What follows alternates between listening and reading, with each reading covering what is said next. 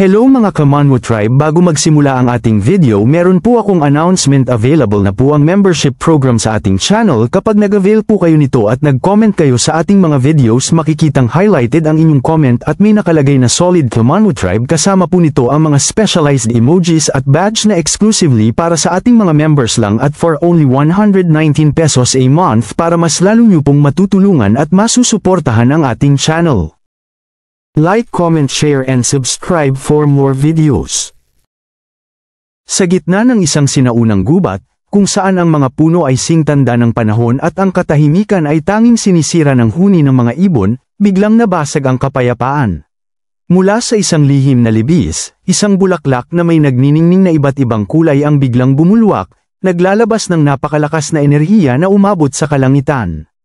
Ang pagsabog ng kapangyarihang ito ay hindi lamang isang simpleng pagpapakita, ito ay isang malinaw na hudyat, isang sigaw sa buong mundo na may isang napakahalagang kayamanan na lumitaw na may kakayahang baguhin ang takbo ng kapalaran.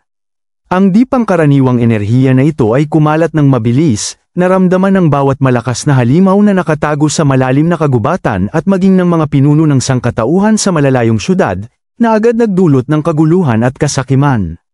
Ang kayamanan na ito ay tiyak na magiging sanhi ng matinding labanan at pag-aagawan sa pagitan ng mga paksayon.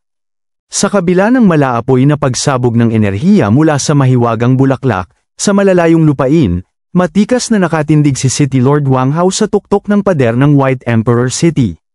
Ang kanyang titig ay nakatuon sa abot tanaw, kung saan ang pulang sinag ng enerhiya ay nagpinta ng kakaibang kulay sa humuhupa ng takip silim, isang tanawin na nagdulot ng matinding pagkamangha at pag-aalala sa kanyang mukha.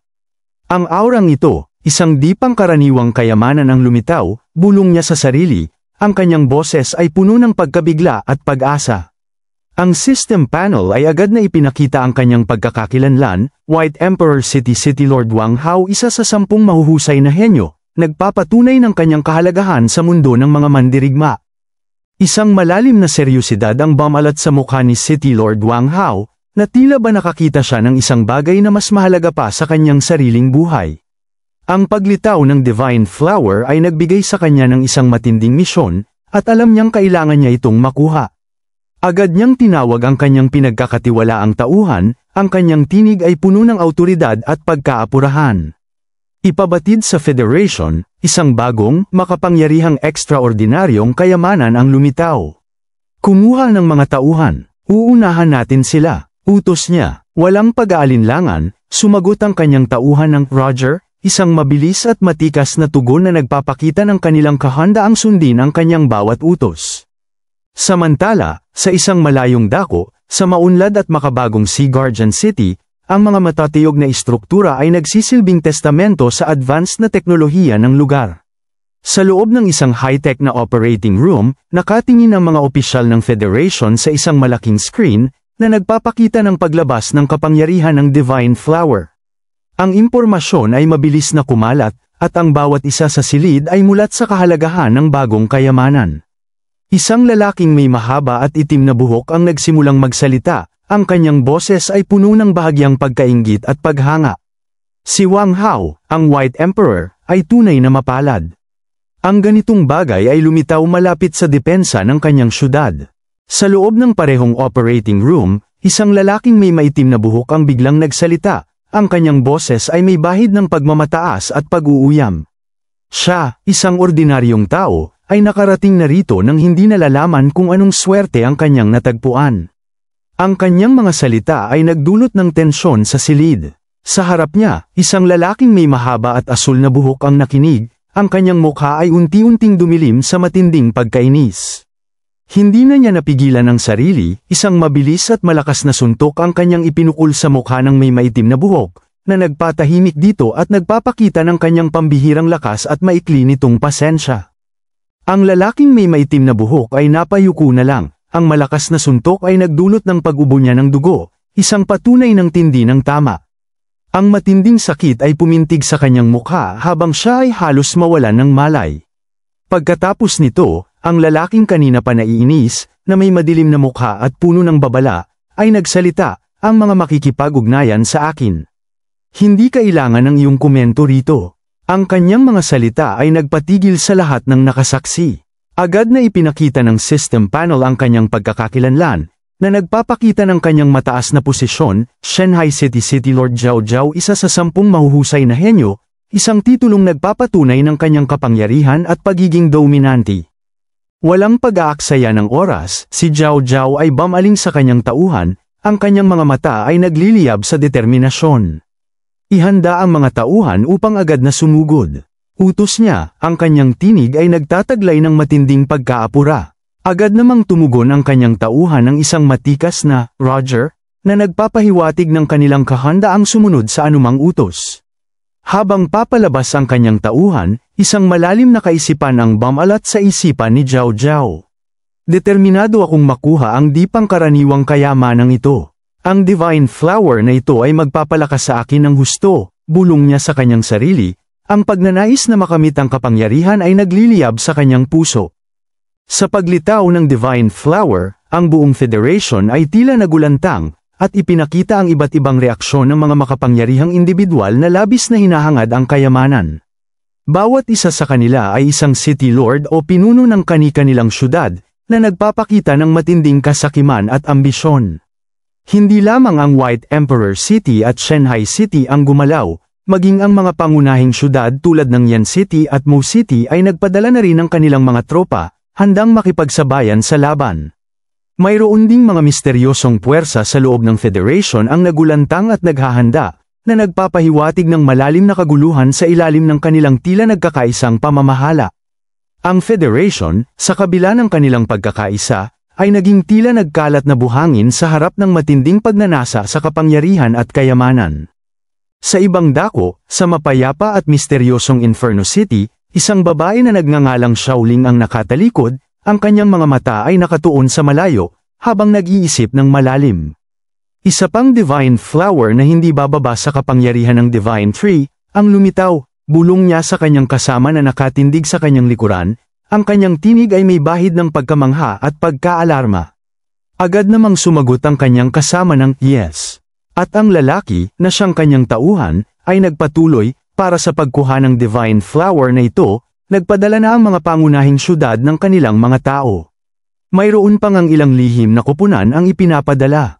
Ipinakita ng system ang kanyang pangalan at antas, Kylie Howyer Transcendent First Order, na nagpapakita ng kanyang lakas at kahalagahan sa panig ni Xiaoling. Matapos ang pagbabalita, sumagot si Xiaoling sa kanyang kausap, ang kanyang boses ay kalmado ngunit puno ng malalim na pag-iisip, naiintindihan ko. Isang malalim na katahimikan ang bumalat sa kanila habang siya ay nag-iisip ng husto.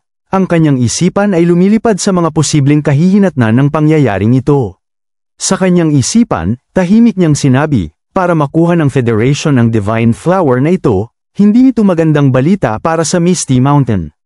Ang tila nagkakaisang Federation, ay walang iba kundi nagkalat na buhangin sa harap ng kasakiman.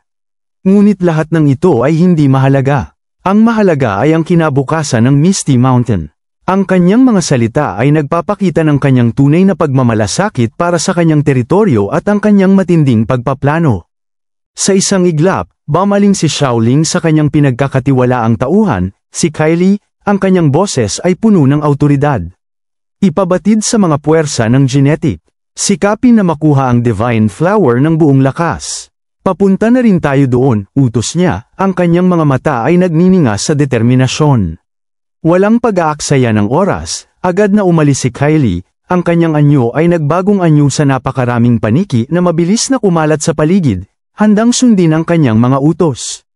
Hindi pa natatapos doon, muling tinawag ni Xiaoling ang Falcon, ang kanyang tinig ay banayad ngunit malakas.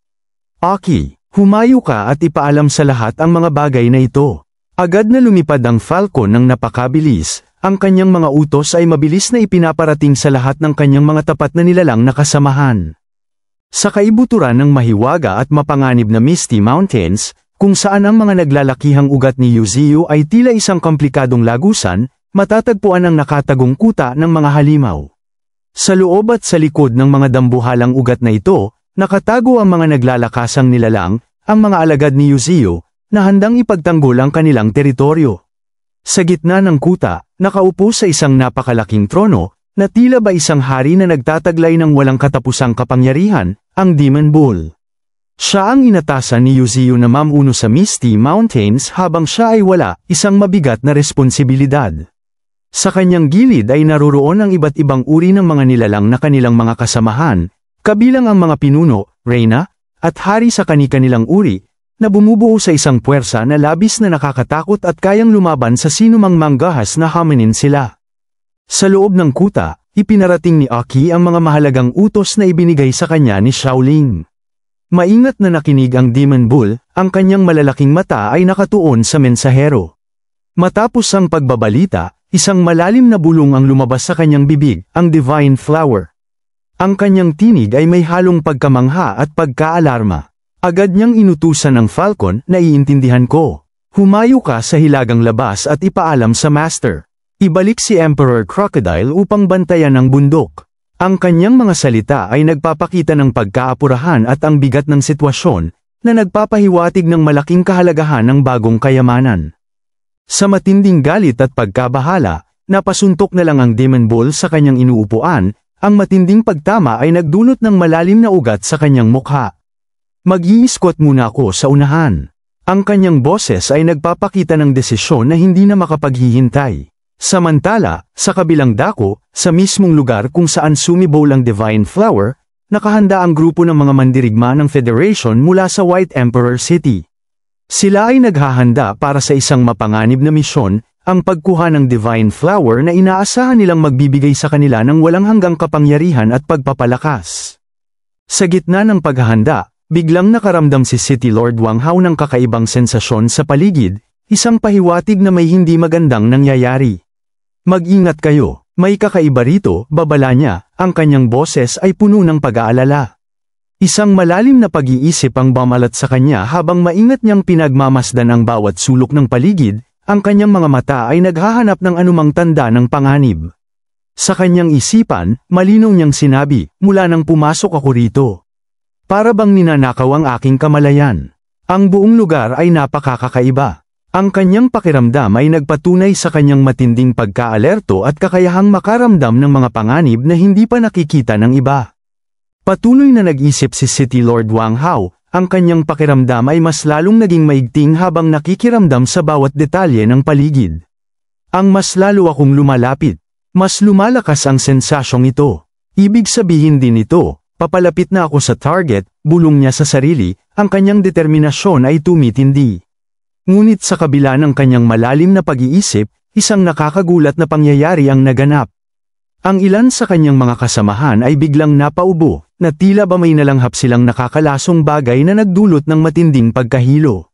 Napasigaw si City Lord Wang Hao sa kanyang tauhan, ang kanyang tinig ay puno ng pag-aalala at pagkabahala. Yuan Feng, anong nangyari? Ang tanong niya ay nagpapakita ng kanyang pagkabigla sa di inaasahang pagbabago ng sitwasyon.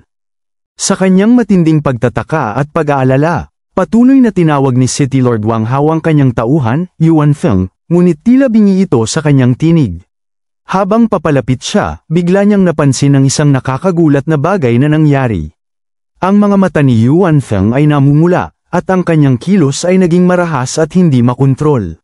Sa matinding pag-aalala, sumigaw si City Lord Wang Hao sa kanyang mga tauhan, lahat kayo. Dali, lumayo kayo sa kanya. Sa isang iglap, nakita nila si Yuan Feng na sinimulan silang atakihin, ang kanyang mga galaw ay puno ng matinding galit at agresyon. Tila ba may nalanghap siyang sangkap na nagdulot ng matinding hallucination, na nagpahirap sa kanya na makilala ang kanyang mga kasama at maging sanhi ng pag-atake sa kanila ng walang awa. Patuloy na umaatake si Yuan Feng na tila ba ay nasasaniban ng isang masamang espiritu, ang kanyang mga galaw ay walang kontrol at puno ng galit. Ang kanyang mga kasamahan ay sumigaw, Yuan Feng. Nabaliw ka na ba? Anong ginagawa mo? Ngunit tila ba si Yuan Feng ay walang naririnig ni isa sa kanilang mga panawagan, ang kanyang isipan ay nabalot ng isang madilim na ulap. Bigla na lang, ginamit ni Yuan Feng ang kanyang makapangyarihang kakayahan, ang Blade Strike, isang nakamamatay na atake na may layuning pumatay. Sa kanyang mga mata, ang kanyang mga kasamahan ay naging mga kalaban, at walang awa siyang sumugod. Agad na nagsiatras ang mga nakaligtas sa pangyayaring ito, at isang lalaki na naninigarilyo, na may pagkabahala sa kanyang mukha, ang nagsalita, hindi ito maganda. Lumayo kayo, Ang galaw na ito ay kayang pumatay ng isang transcendent First Order beast. Samantala, bumalik ang eksena kung saan si Yuzio ay nakaupo, ang kanyang isipan ay malalim na nag-iisip. Sa bawat pagpapalakas ko, kailangan ko bang tiisin ang matinding sakit na ito? Bulong niya sa kanyang sarili, ang kanyang mga salita ay puno ng pagod at hirap. Sa kanyang harapan, ipinakita ng system ang antas ng kanyang ugat, Roots Level 4, 1/9, isang indikasyon ng kanyang patuloy na paglago sa kapangyarihan.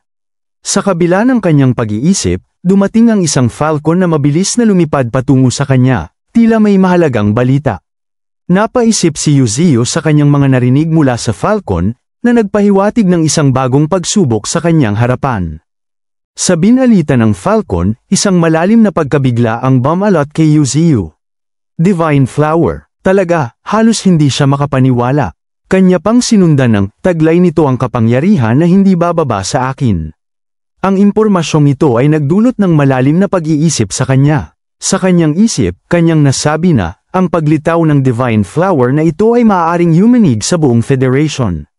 Napakaraming tao ang nag-aaway para sa iisang Divine Flower na ito. Talagang ang nakikipagsapalaran sila. Umalis na si Demon Bull.